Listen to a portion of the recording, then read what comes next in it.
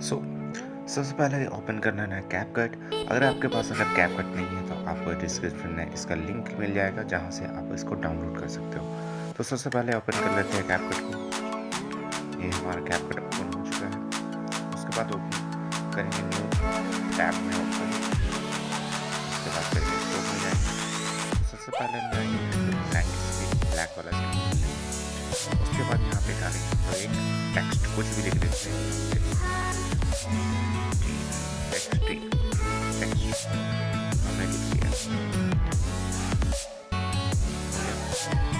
Text हो जाने के बाद आपको इसको कर लेना है। जैसे ही एक्सपोर्ट हो जाता है तो ये एक्सपोर्ट हो चुका है। हम इसे बैक करते हैं। बैक करने के बाद जो है इसको हम करते हैं डिलीट। टेक्स्ट में जाएंगे, क्लिक करेंगे टेक्स्ट में, साइड में जाने के बाद आपको करना है देना है इफेक्ट। सबसे पहले हमको जाना होगा इफेक्ट में।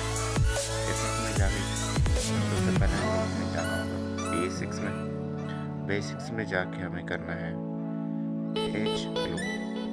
एज ग्लो को दे देने के बाद आप देख ही सकते हैं इसकी कम या ज़्यादा किया जा सकता है। तो इसे हम मीडियम में रखेंगे। उसके बाद हम लोग जाएंगे शैडो।